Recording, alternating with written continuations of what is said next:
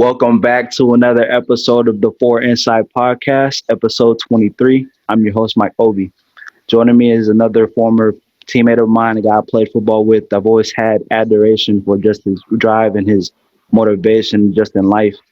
Try to pick his brain and learn from him. Without further ado, my guy, Jay Phan. Jay, Hey, what's up, everybody? hey, what's up, man? Thanks, How are you? Mike, for having me. Appreciate you coming on, man. Anytime. Where I want to begin is where I generally go with most guests is just get some background. So let's talk about first off, who was Jay Fan before I met you back in high school? I know you talked about you growing up in California and that being a big part of your DNA, but just go into just some of your life story. Oh yeah, for sure.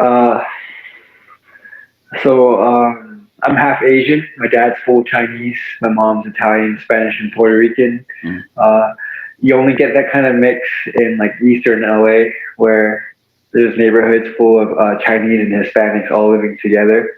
Um, Moved out here to Texas in middle school. Parents split up, and I ended up helping take care of my younger brothers. So there were four of us, and at the time, my dad was a physician at MD Anderson, but he was a resident, so he was only making about 30,000 a year.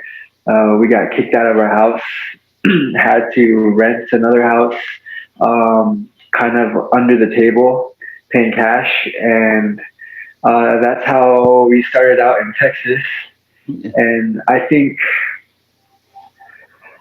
me and my brothers got really close um, together through those years because we had to become resourceful to learn how to get rides to and from school, how to cook food pretty early, how to keep the house clean, and how to listen to our father.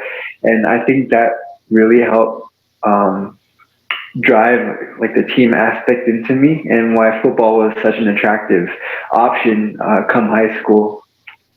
Man, that's So great. It's great. yeah. And that's a perfect segue too, because one thing I always loved and one thing I always noticed about you was your close knitness with your brothers and with your dad and just you guys' whole family. It's like if there was one of you going somewhere, all of you were going to be there, and you guys always took a part in the same activities and just you really took joy and took pride in watching out for them and just being around them and. Just talk about how your close knitness with them and what it's been like, being the oldest brother and how that has helped mold you into who you are today. um,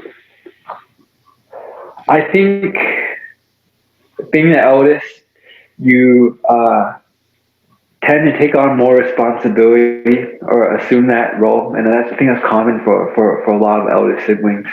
Um, for me, it wasn't an option not to, and I never thought of it as a burden. I thought that was just how life was, and I kind of adopted that into my lifestyle.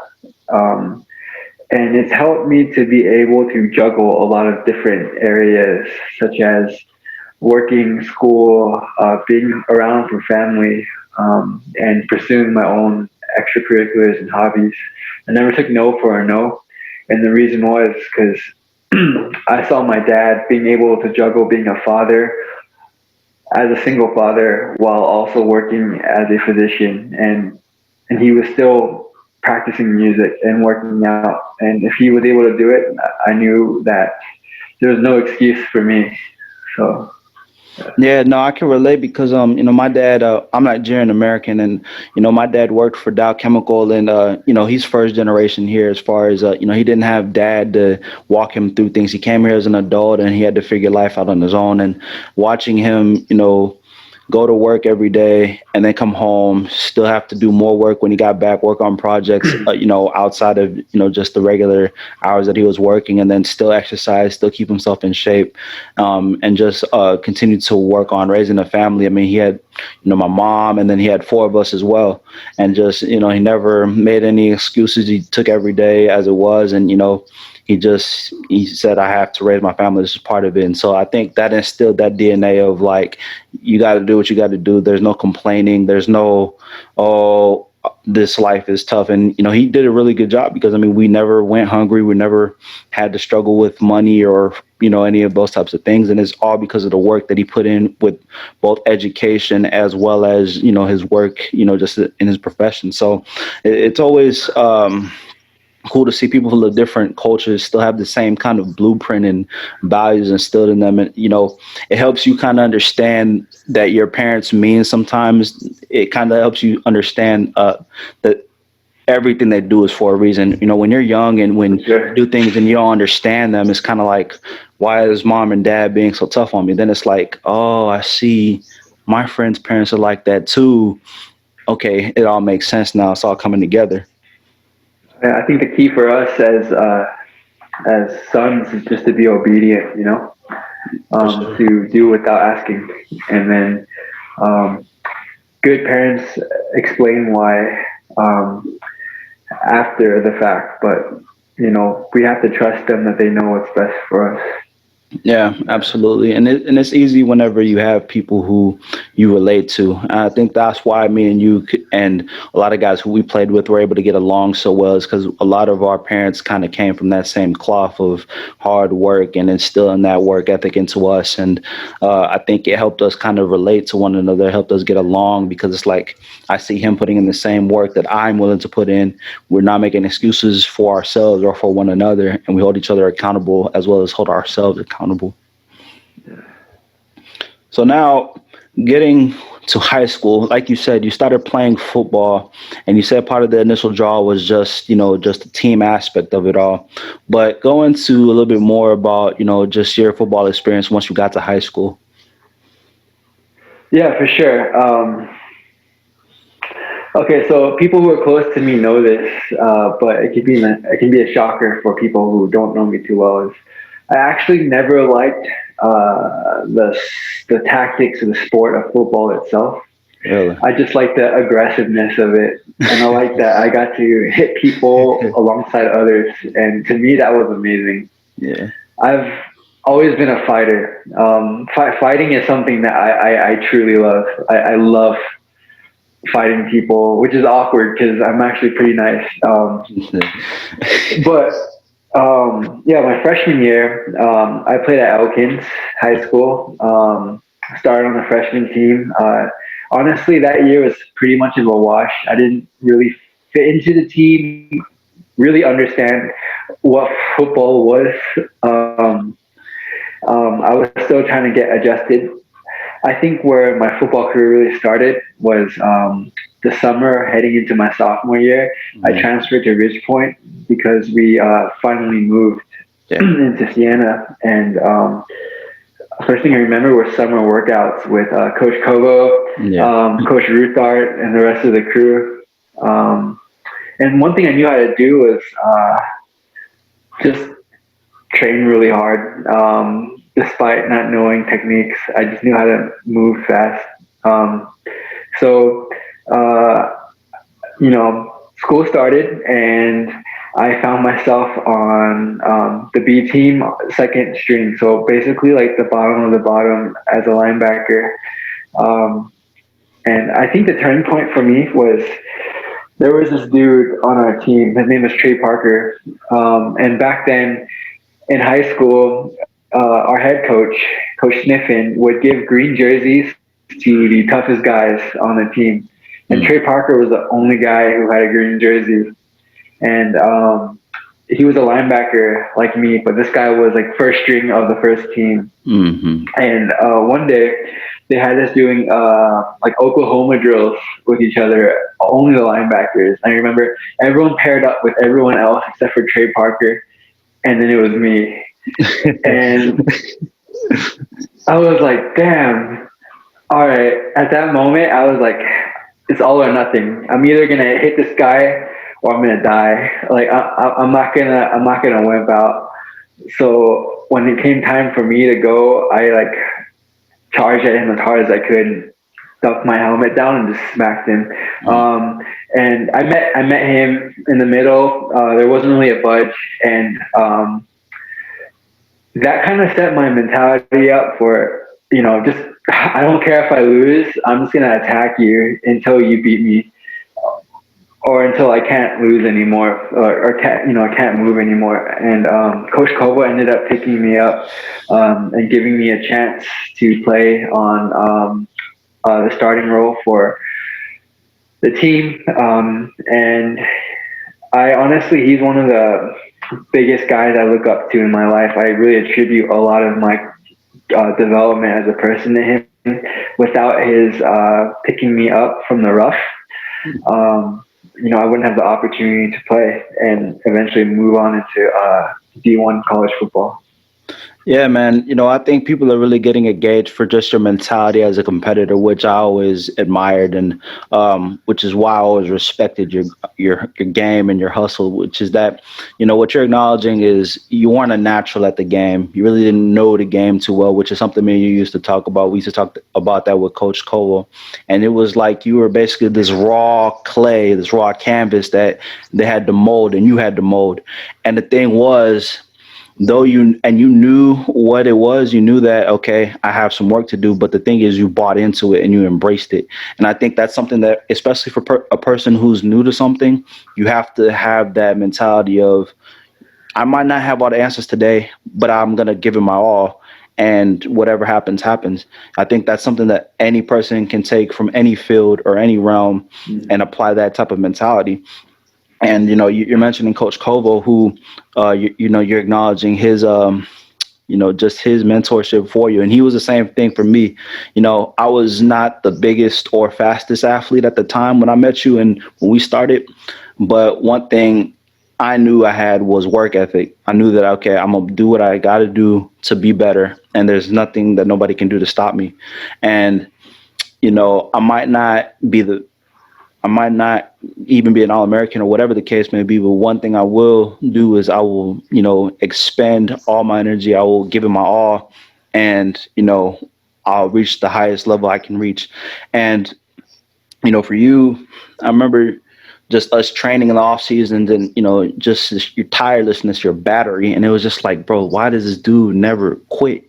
But then I'm like, that's what you have to do. That's what it takes.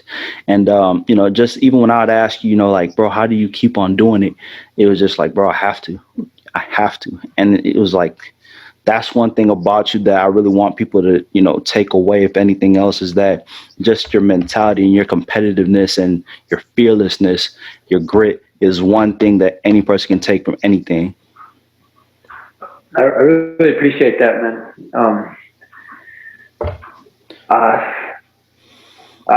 you're hyping me up too much. A lot of the times I wanted to quit. I just,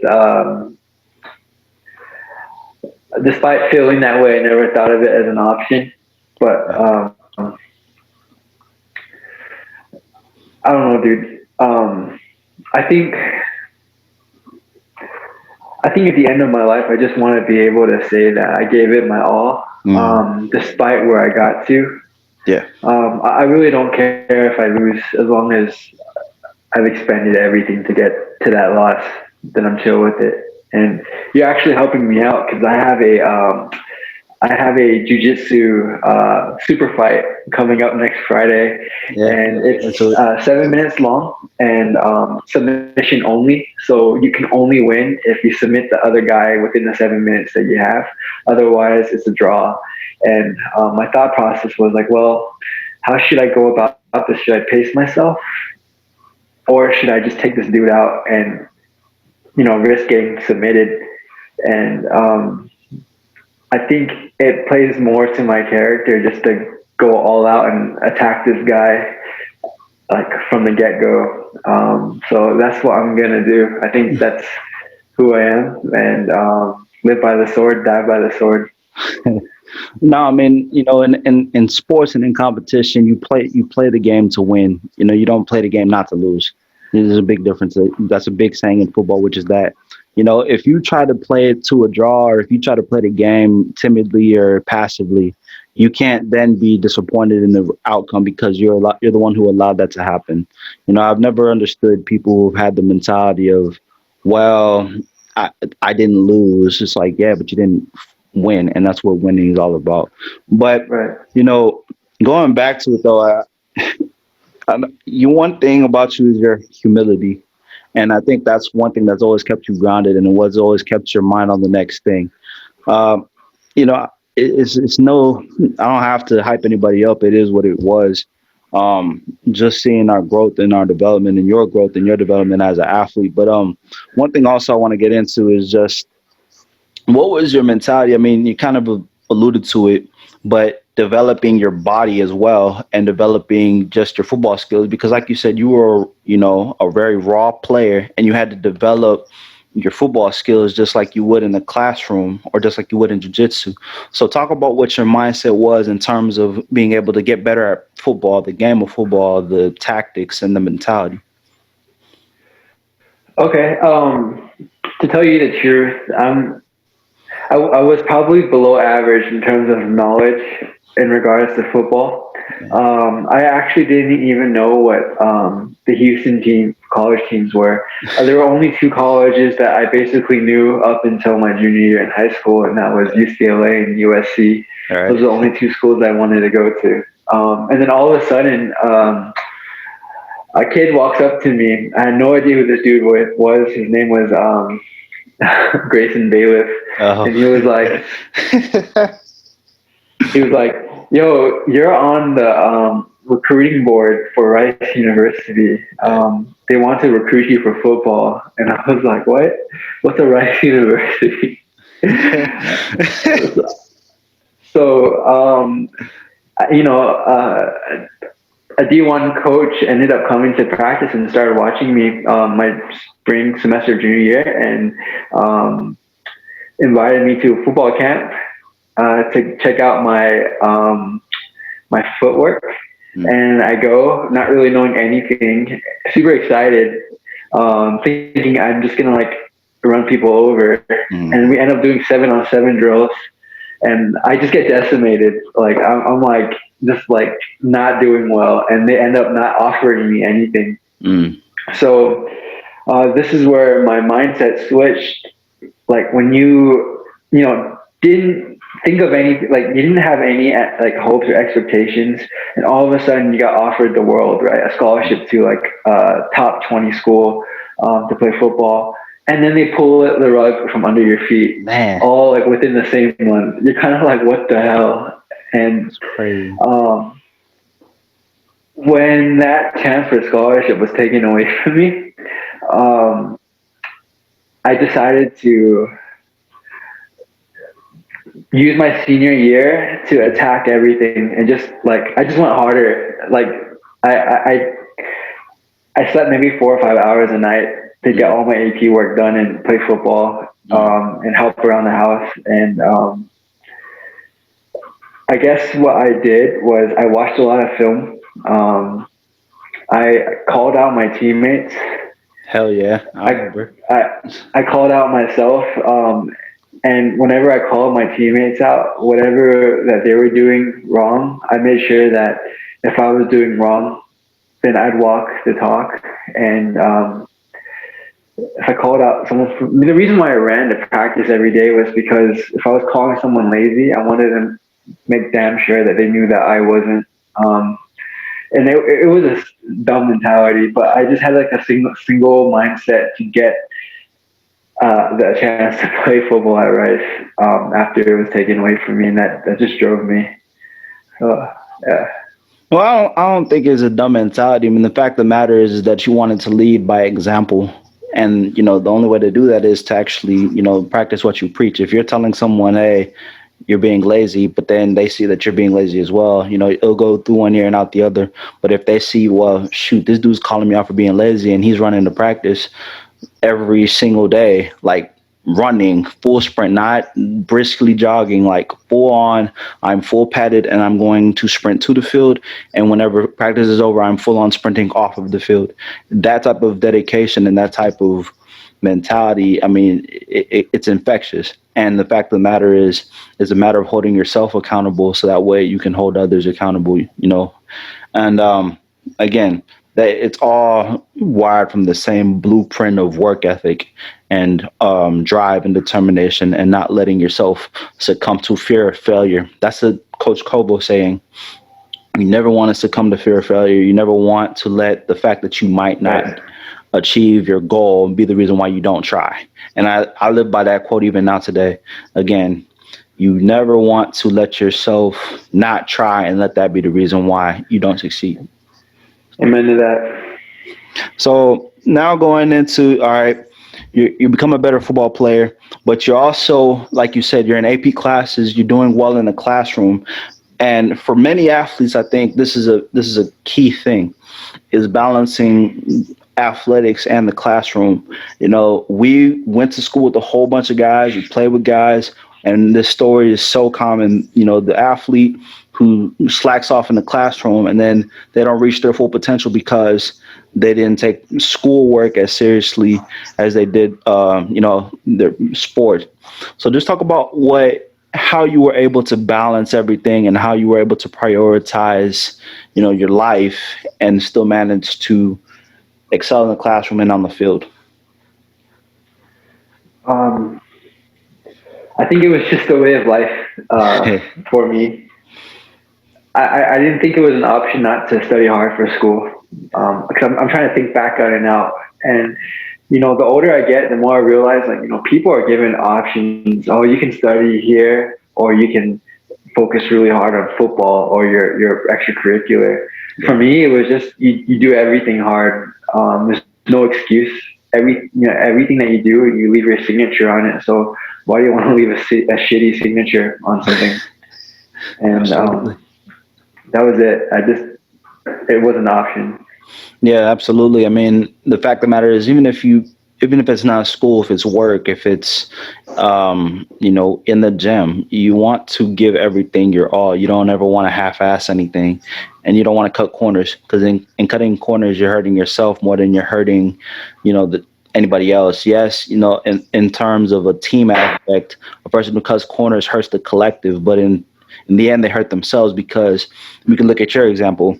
You're a person who didn't cut corners and you were able to excel. You're able to succeed because you didn't take any shortcuts and you knew you couldn't.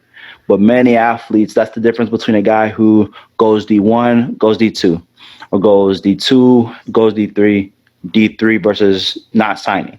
All those things. It's those little things. And as you get further and further down the line, the margin for error is much smaller every step you take. So You're right. talk about now. Let's get into post high school. You get to Rice University. What was life at Rice University like? It's a top tier institution, and you're playing football. So just talk about your college football experience and that way of life. It was pretty difficult. So I got into Rice as a preferred walk-on, which means that they recruited me, but didn't offer any scholarship or financial support.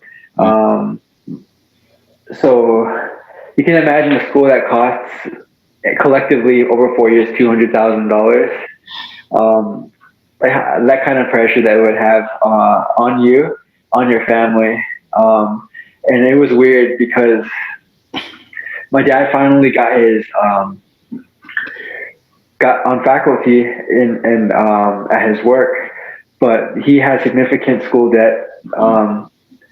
Uh, but because his income was too high of a bracket, Yeah. all of a sudden, right? Because he just got the position, we didn't qualify for financial aid, so we were stuck in this weird dilemma where we looked good on paper, but we're actually like pretty broke in real life.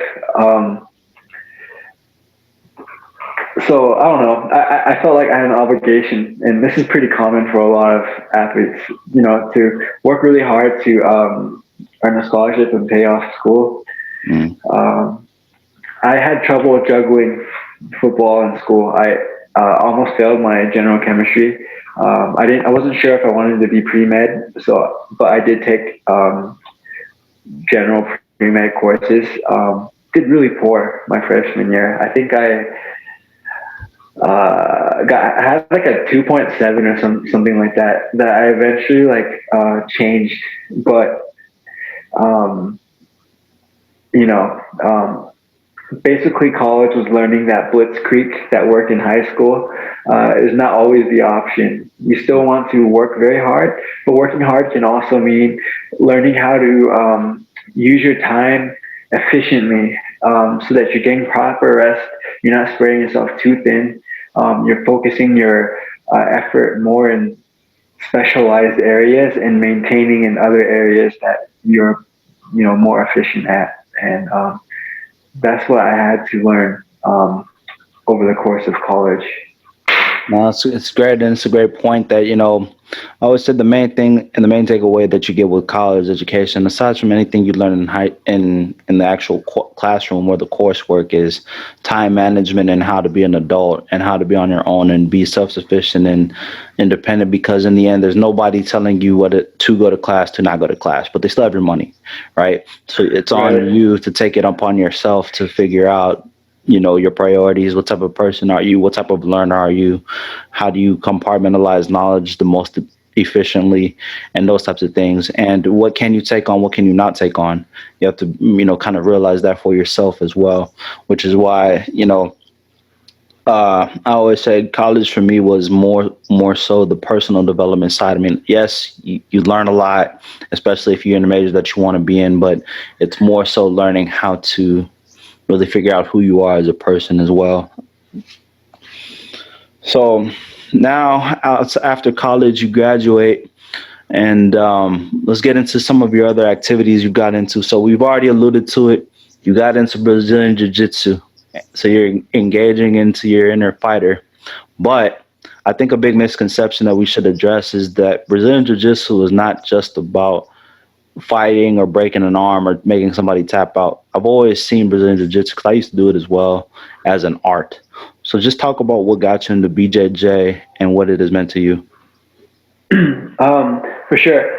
So I was introduced to it um, probably my junior to senior year in high school, but I had wrestled a lot growing up in box. Mm, Uh, so Brazilian Jiu Jitsu is a grappling sport, which means there's no punching or striking or kicking. It's primarily using your body to subdue your opponent. abs- Um, and it's known as a sport. It's called the Great Equalizer mm, because you can be a much smaller person and you can still submit or subdue your opponent by knowing how to use biomechanics of mm, your body and your opponent's body to stop them. And I like it so much because it's there's a high physical exertion, but there's an equally or even higher mental exertion that comes with the sport. It's almost like a physical version of chess. There's so many different ways to attack your opponent, to defend against an opponent, and it's just really stimulating on so many levels. And that's why I got into jujitsu. I recommend it to everybody. So yeah. Yeah, no, absolutely well said, and that was the main thing. I got into it as well. I think the main thing people think about when they hear Brazilian Jiu Jitsu is they think the UFC, and it's about putting somebody into a triangle choke or making somebody pass out. I'm like, no, it's not. It's not that at all. I've always been big into understanding the history of sports, and like you said, it's the great equalizer, and it's a physical grappling sport that basically says that, listen, all the laws of brute force have been thrown out the window. If you can contort your body, if you know how to use your body, your energy, and your mind efficiently, you can win in that sport. And I had to learn that lesson when I first started doing it too. I'm thinking, man, I was a football player. I'm big and I can just use physical force to throw my opponent around and exert my will. And you find out really quickly, like, nope, that's not the way it works. It's not like football. Sure. You have to really understand what every move you're doing, what that does for your opponent, and what every move your opponent does, how that affects you. Exactly. Because people who are way smaller than you can defeat you. So it's not easy, but it's very, very challenging and very fun and very to me, it's very rewarding seeing what the mind can do and what your body can do. And it's a different part of the brain and a different part of athletics that you have to look into and kind of examine. I mean, uh, being I able to think go ahead. one thing that I want to add, sorry for interrupting, is it's an amazing way to humble yourself. Um, because you're constantly getting submitted by people that are smaller than you, bigger than you, fatter than you, skinnier than you. It doesn't matter. Yeah, Like, absolutely. and it's a great way for you just to realize, dude, there's so many better people out there than me, and there's so much to learn from.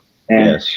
And it also builds your confidence up because when you realize how to control your body, you can walk along the streets and just be more secure knowing that you can handle yourself if you need to.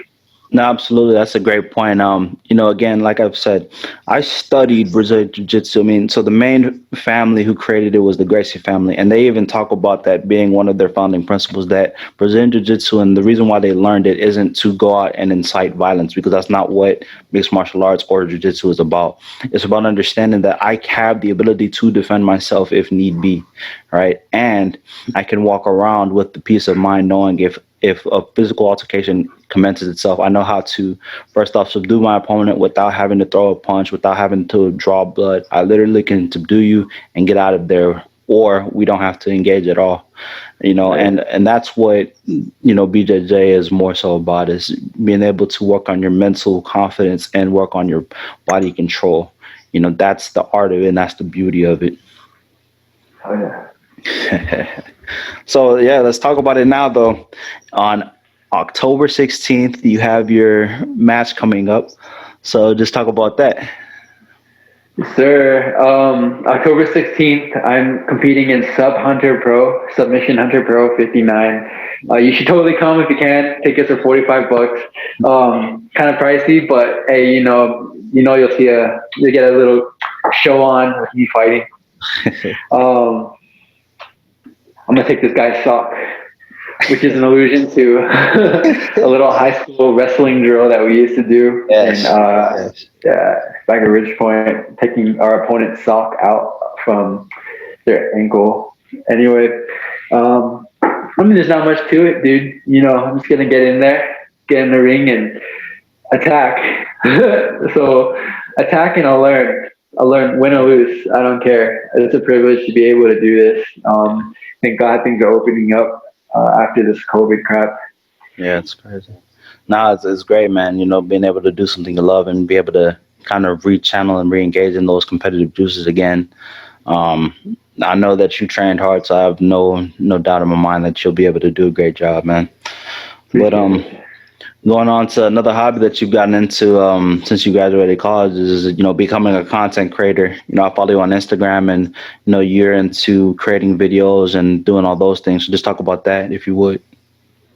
Yeah, for sure. I think I think media is something that's universally used in all of our lives, Yeah. and knowing how to use it well will just put you at an advantage because you're able to reach out to more people. I mean, look at you. You are you created a podcast where you bring on people with different perspectives, some former friends, former teammates, and it's just such an amazing thing to see. You're making connections and just widening your understanding of the world and sharing it to other people. I totally wanted to do that as well. And I figured in order to do that, I had to learn the fundamental principles and concepts of photography and videography. And I needed to save up money so that I can invest in the proper equipment that's quality enough to allow me to do that. And Yeah. that was my goal. You know, since I guess the end of college, I had wanted to start vlogging, and eventually, when COVID hit, I was like, screw it.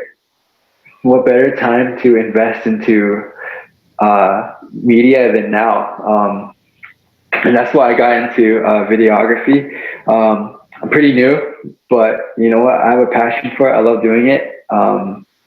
I'm gonna keep getting myself better. Hopefully, I can start using it to film some pretty cool crap, like teammates that are fighting, some food vlogs. I don't know, meet some cool people. Absolutely. And it's important, like you said, just to do something you love and what you have a passion for.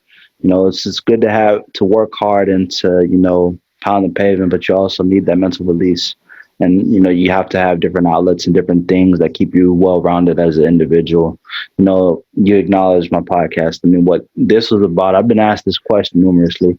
And every time I get asked it, it's a different answer. Why did you start a podcast? It's like, when it all comes down to is it's an opportunity to learn about myself, learn about the world, and expand your horizons, expand your connections. Because I've always felt like everybody has a different perspective, has a different point of view. I've interviewed multiple athletes, and everybody's had a different story, and it's been very unique and very interesting just seeing where people come from, how they get to where they are, and how they build themselves up, and how their mentality, their work ethic gets them to where they are. And it takes kind of hearing different people to um, kind of understand that the world is bigger than just myself. I mean, I've always been humble. I've always understood that, but now it's like I can put this into practice, and I can bring people on here, and I can try to unify others through this podcast is my goal. And we can all learn from each other. We can all grow from one another, and by listening to one another, I think the power of human interaction is very undervalued. And knowledge is undervalued, and I just think that we can learn not only just through a book or through school, but you can learn just by talking to people. And just like today. Yeah. To be honest, Obi, I interrupted again, but your your articulateness and your flow of thought, dude, is just so developed. Since since high school, since we were friends in high school, like you really I think it's really impressive the way you're able to steer a conversation in a podcast. Like that's amazing, dude. Like wherever you end up, man. I'm excited. I appreciate it, man. I appreciate it, my brother. I mean, again, one thing, I have a passion for this, and I've always been a talker. I've always been a mentor. I've always been a teacher, so to speak. And so it's like, okay, now you just, you use what you've been given, what abilities you've been given to try to inspire others. I get that quote from, God rest his soul, Kobe Bryant, as well as LeBron James. Those are two athletes that I look up to. And their whole thing is being able to leave a lasting legacy. So when I pass on, I'm still alive through this podcast, and hopefully I'm able to reach others, especially young dudes, young ladies who may not have all the answers today. I think that was one thing about me is that I felt like I learned things too late, right? I always learned things after the fact, but by the time I got it, it was already too far after the fact. Well, okay, now you can prevent that from happening to the next man and to the next young lady. That's what I want to kind of, leave my mark You know at. what? That's one thing I have a issue about. I think we live in a toxic culture, dude, where we're expected to. We have this like assumption that we're expected to know what we're supposed to do and be better than everyone else, like by 25 or some crap. Honestly, Yeah, it's crazy. it's bull crap. That's what happens when social media puts everyone's life out there for everyone else to look at, and you only put your highlight reels on screen. Yeah, Honestly, dude, everyone has their own life, and it's your responsibility to own whatever is in your life and do it to the best of your ability. We're not all born in equal situations. You do the best with what you have, and you don't compare yourself to anyone else except for what your standard is for yourself. And once we get that through our heads, it doesn't stick. It's something that we constantly have to remind ourselves, for the rest of our life. Um, no amount of financial stability is going to make us feel secure. It's our confidence in ourselves and absolutely. for fulfillment of purpose. No, your mind is your greatest tool. That's the one thing. If I've learned nothing else, that is what it is. That's the biggest lesson I've been able to take away in my 23 years of life is that your mentality And the way you approach everything, the way you approach every situation is what gets you through life. Your resilience. Are you going to be a person who says, man, I'm in this situation and that's going to deter me? Or are you going to say, okay, yeah, I'm in this situation, but I'm not going to allow myself to be, I'm not going to let myself, fall victim to this. I'm going to be better. And, Yeah. it's okay not to have all the answers at one time. You're not supposed to. That's not how life works. We're not supposed to be perfect. We're not supposed to know everything. What you should want is to have the mentality that I'm going to take every day as a learning opportunity and I'm going to be better than I was yesterday. And I think if you have that mentality, then, sky's the limit and your limits are boundless. You're right, dude. All right. It's a For slow sure. pace thing. Just don't quit. For sure. No doubt. All right, man. Well, closing out, it's been a great episode. Just what is your final nugget of wisdom, your final gem that you could leave to the next generation of young men, young women, young athletes, young students, young people getting into jiu-jitsu? What's the last thing you would tell them? Uh, I don't know, dude. It's more for you, man. I'm just really proud of you. I think what you're doing is amazing. Like, really, dude. I think it's so inspiring that you're getting other people to talk out, uh, their life story, and you're actually like fulfilling other people by doing what you're doing. You know, I would really like to see you keep going with this like several years from now. I think now to everyone else.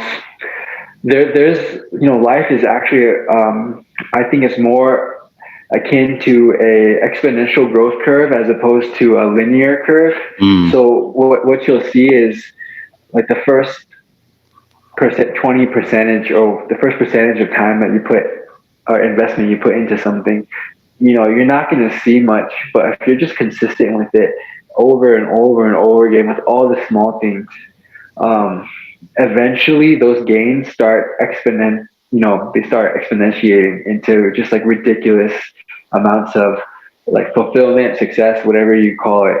So it's just consistency. I would just say that to those people that are younger than me, and it's also to myself because I'm just right there with you, man. I'm just figuring it out. So for sure, that's man. me. As you said, and I appreciate you coming on and you always providing your source of inspiration for me, man. You're helping me grow this podcast. You're helping me grow as a person as well, and just us staying connected and us learning from one another. That's what this is all about. And that's what life is all about. Um, this podcast is new and it's still learning how to walk, but the main thing is to keep feeding it and keep letting it grow.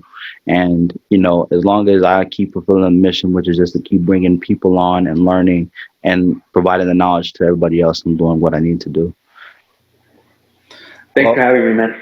for sure. That's a wrap for Insight Podcast, episode 23. Great episode with my guy, Jay Fan. I appreciate you, dog.